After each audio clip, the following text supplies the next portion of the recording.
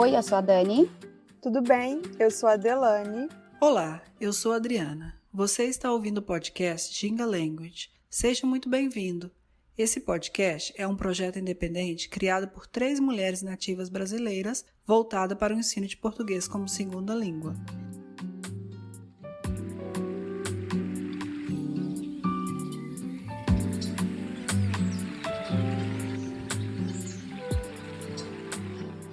No episódio de hoje, meus livros infantis.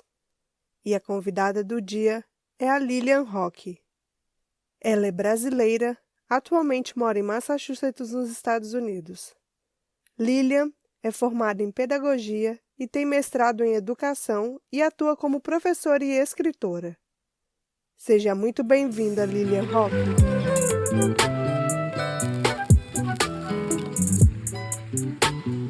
Olá, Lilian, tudo bem? Tudo bem, e vocês? Tudo bem. Seja bem-vindo ao nosso podcast. Muito obrigada, é um prazer enorme estar aqui com vocês. Muito bem, eu quero começar a falar sobre por que você resolveu escrever os seus livros infantis. Então, como eu tenho uma formação e sou professora, a maternidade, na verdade, me fez olhar o mundo infantil de uma forma diferente. Eu sempre gostei muito do mundo infantil, mas a maternidade me trouxe isso, um olhar diferente. E aí, quando as minhas crianças eram pequenas, eu pensava assim, gente, eu precisava fazer algo que ficasse, sabe? Porque eu quero fazer a diferença não só na vida dos meus filhos, mas dos meus netos, meus bisnetos. E aí, eu sempre gostei muito de ler. E eu pensei, a gente podia muito escrever um livro, né? Mas eu não sabia como. E eu tenho uma filha que chama Luma. E eu sempre gostei muito desse nome porque tem a ver com a Lua, que eu também sou apaixonada na Lua. Aí eu falei, eu vou escrever uma história sobre uma menina chamada Luma que queria conhecer a Lua. E escrevi. Então, assim, aí gostei muito dessa questão de escrever. Quando eu consegui publicar, que foi assim, um desafio muito grande, porque como eu não sabia como publicar um livro, eu fui pergunta aqui, pergunta ali, consegui uma editora no Brasil. E foram 2, quase 3 longos anos para conseguir, e foi um desafio. Eu falei, já eu vou parar, não quero mais. Foi bem difícil, uma dor de cabeça. Mas aí, quando eu consegui pegar o livro na mão, eu falei, não quero parar, quero continuar.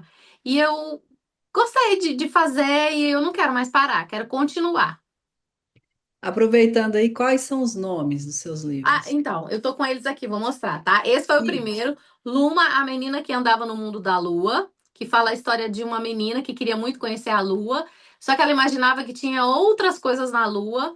Aí, com a ajuda do pai, que era pedreiro, é assim, toda vez que ela saía para admirar a lua, ela tropeçava numa pedra. Aí ela pegava a pedra e levava para casa. E um dia ela teve uma ideia de construir uma escada para chegar até a lua. E o pai dela era pedreiro, ajudou ela. Quando ela chegou na Lua, não tinha nada do que ela imaginou.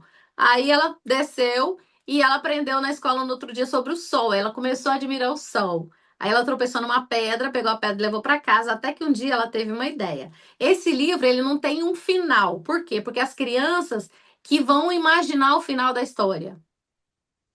Aí eu tenho o segundo, que é Brincando com as Nuvens. Esse aqui tem ele Brincando com as Nuvens e tem ele Play with the Clouds, tá na Amazon. Esse também tá na Amazon para vender. Esse aqui tem ele em português e inglês, também na Amazon. Conta a história de um menino que gostava de sair e olhar as formas das nuvens. E ele sempre, assim, tinha muita imaginação e era uma brincadeira que ele sempre fazia em olhar as nuvens. Ver animais, objetos. Esse aqui é o terceiro, Jogo dos Absurdos, conta a história de 2 primos que criou um jogo chamado Jogo do Absurdo. Ganhava o jogo quem falasse a coisa mais absurda. Então é um jogo muito divertido. Esse aqui é o Seu Bento Avarento e Suas Galinhas, conta a história de um fazendeiro que tinha uma criação de galinhas. E um dia uma galinha se perdeu. E ele tinha mais de 100 galinhas, só que ele conhecia todas pelo nome. E ele não dava e nem vendia nenhuma. Quando uma galinha desapareceu, ele chamou todo mundo para vir ajudar ele a procurar. Conseguiu achar essa galinha depois de muito esforço. Fez uma festa para celebrar a volta da galinha para casa. No meio da festa, alguém chegou e falou: esqueceram o portão do galinheiro aberto. As outras galinhas fugiram todas. Aí ficou só a primeira que tinha fugido. Ficou lá para contar para o leitor para onde as outras galinhas foram. Aí só quem lê o livro é que sabe para onde as galinhas foram, porque o seu Bento não sabe até hoje. E esse aqui é o meu último livro que eu fiz, é o meu primeiro, que é só em inglês, chama Maria Doesn't Speak English, e conta uma história verdadeira de uma aluna minha que veio para cá do Brasil, sem falar nada de inglês. Quando ela chegou na escola, ela começou a estudar na escola e fazer português comigo ao mesmo tempo. E ela tinha pesadelos com a escola, porque ela não conseguia entender nada de inglês. E ela não queria ir para a escola, ela sonhava que o monstro estava comendo a escola. E ela, assim, teve uma experiência péssima. Até que um dia ela encontrou uma menina dentro do ônibus que falava português e inglês. E essa menina começou a ajudar ela, até que no final, ela, no início fala que ela se sentia um ET, um extraterrestre nessa terra. No final da história, ela já estava falando inglês e ela já estava pronta para ajudar o próximo extraterrestre que pousasse nessa terra. É uma história assim que eu quero muito que as crianças, as que falam inglês, tenham empatia para entender que quem não fala inglês precisa de ajuda, né? E não de bullying, essas coisas assim. Esses são meus 5 livros. Que legal. E você diria que foi a maternidade ou foi a sua profissão que fez com que você tivesse essa vontade? Então, na verdade, a profissão ajuda muito a gente a olhar a vida das crianças, ter empatia pelas crianças. Mas a maternidade é que desperta essa vontade de deixar um legado, né? Para os filhos, para os descendentes. Então, eu acho que juntou a profissão com a maternidade. Legal. Você comentou que o Brincando nas Nuvens, ele tá em português e em inglês. Sim, mas são 2 livros diferentes. Uhum. Ele está em português e inglês. Aham, isso mesmo. Então você tem livros somente em português, alguns têm em português e inglês. Sim, eu tenho esse Brincando com as Nuvens, ele tá em português e inglês. E Uhum. agora eu tenho esse último que é só em inglês, ele não tá traduzido para português. E os outros estão só em português. Uhum. Porque, na verdade, o meu público-alvo, no início, eram os brasileiros, os filhos de brasileiros que nasceram aqui, os que falam português como segunda língua. Então, Uhum. porque o que acontece? Quando os meus filhos nasceram, não tinham livros em português, era muito difícil comprar. Aí eu ia nos Savers, né, naqueles brechós daqui, comprava livros em inglês. E na época também não tinha tradutor em telefone. O que eu fazia? Eu olhava o desenho e via mais ou menos algumas palavras que eu sabia em inglês e traduzia o livro em português para ler em português para os meus filhos. Uhum. E aí eu pensei, gente, mas quão é difícil a gente achar um livro em português aqui, né? Foi quando eu falei, quando eu escrever, vai ser melhor, porque daí as crianças que estão aqui vão poder acessar esse livro, né? Aí que era o primeiro livro. Aí eu comecei a fazer. Muita gente aqui tem esse livro, porque foi um sucesso, na verdade, quando eu fiz o lançamento do primeiro livro, que foi em 2022. Então, assim, a comunidade brasileira realmente me apoiou bastante. Agora já tem mais acesso e tudo, mas eu, assim, tô gostando tanto dessa área de escrever que eu falei, não vou mais parar, mesmo que já tenha um monte de livro em português aqui, vou continuar escrevendo. Sim. E como que você faz a sua publicação? É pela Amazon ou você tem uma Então, editora? o primeiro, eu vou fazer um resumo do que foi o primeiro. O primeiro, quando me indicaram uma editora no Brasil, eu conversei com o dono e tudo. Eu paguei um pacote e paguei a ilustração junto. Quando o moço me passava as ilustrações, eu queria chorar, porque o negócio era muito feio. Eu falava assim, pelo amor de Deus, moço, eu quero que as crianças corram pro meu livro e não do meu livro. Porque as ilustrações... Porque assim, quando a gente vai comprar um livro, primeira coisa que você olha é o título. Uhum. Depois as ilustrações. Então você compra muito livro pelas ilustrações, que não dá tempo de você ler o livro na biblioteca, né? Na livraria. E eu falei, não quero esse, não quero ir. Falei, nossa, vai ficar muito feio meu livro, tá? Fiquei muito chateada. Chorei até por causa desse livro. Aí, conversando com uma amiga, ela me indicou uma estudante de medicina que não era ilustradora, mas que desenhava muito bem. Aí eu entrei em contato com ela, falei, você topa fazer uma ilustração pra mim? Aí ela falou, sim, me passa todas as dicas. Aí eu expliquei como é que eu queria a menina e tal, que eu queria que ela fosse parecida com a minha filha. E ela fez exatamente do jeito que eu queria. Eu falei, graças a Deus. Aí paguei a parte e eu consegui esse livro. Quando o livro chegou na minha mão, eu descubro que o moço não tinha uma editora, ele tinha apenas uma gráfica. Ele me enganou. Mas tudo bem, tudo cooperou para que eu pudesse amadurecer e aprender mais nessa área, né? Comecei a fazer um monte de curso de escrita criativa. E aí, esse livro aqui, que foi esse aqui, que foi o meu segundo livro, eu consegui pela uma editora que antigamente chamava ABC Multicultural, que é de uma brasileira que mora no Arizona. Agora ela chama Tudo Editora, porque eu acho que ela aumentou. E esse livro, essa editora, na verdade, ela distribui para o mundo todo. Porque o Amazon, ele é local, né? O que vende aqui não pode vender no Brasil. Uhum. Você sabe, né? Que é local. Então, essa editora, ela consegue vender em todas as Amazons do mundo. Então, esse livro, ele pode ser comprado em qualquer lugar do mundo, porque essa editora consegue fazer isso. Aí, eu consegui com ela. Esse aqui também é uma editora nova no Brasil, maravilhosa, faz um trabalho lindo, inteligente. Inclusive, esse livro aqui, eles colocaram três QR codes.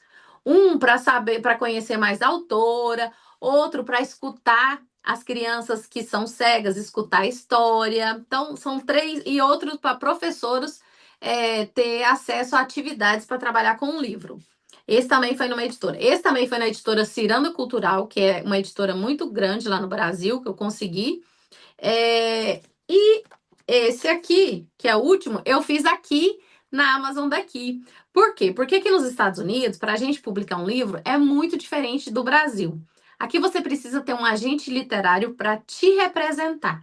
E é o agente literário que faz o trabalho de intermediar você com a editora.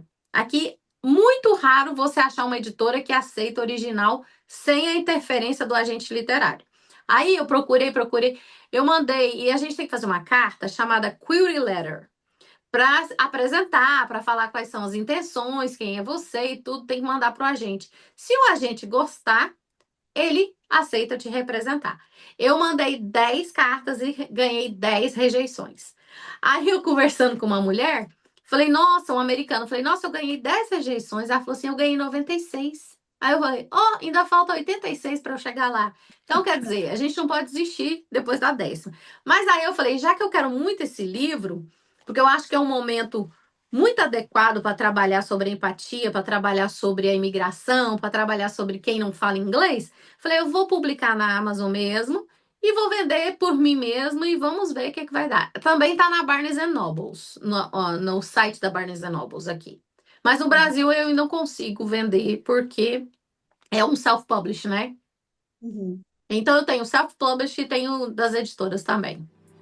Voltamos após um breve intervalo. We'll be back after a short break. If you like our work, please consider supporting us at Venmo at Jinga 2022.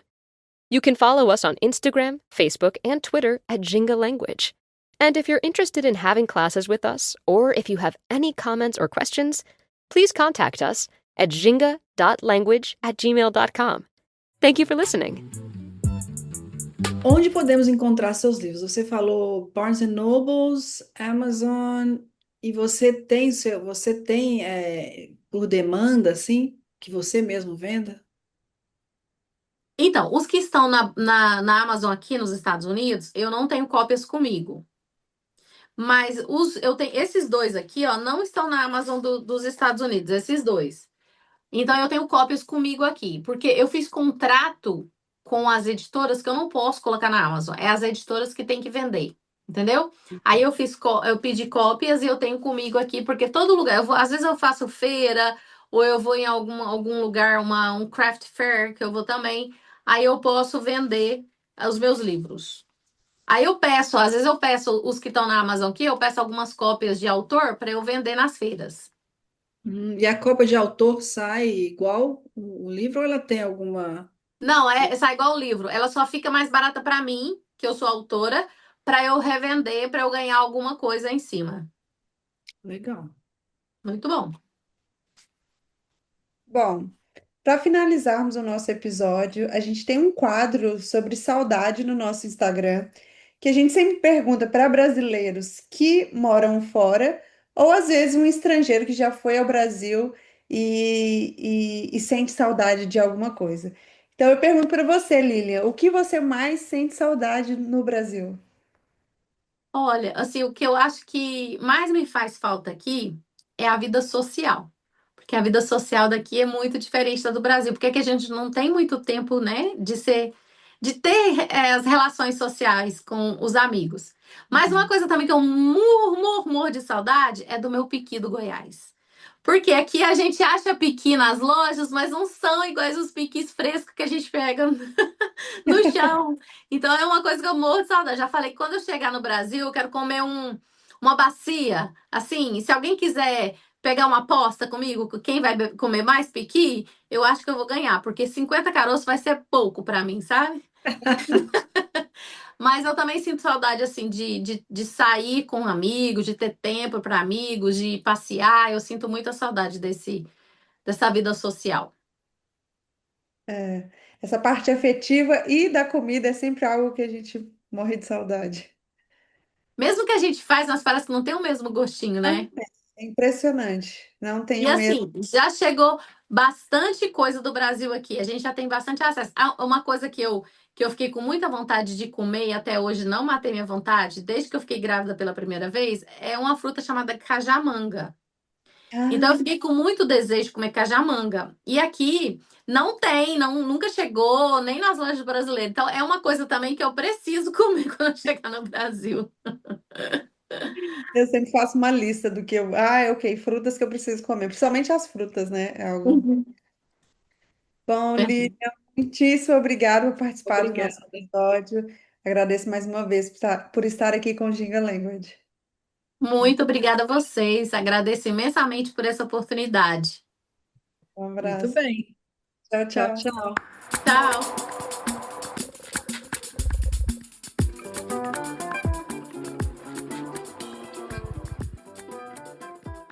E estamos chegando ao fim deste episódio. Os links mencionados nessa entrevista estão na descrição. Agradecemos a todos os ouvintes pela companhia e pelo apoio. Se você gostou desse episódio, siga o podcast e indique aos amigos. Siga a gente também nas nossas redes sociais, @gingalanguage, porque tem muitas dicas legais por lá. Até mais, gente! Tchau!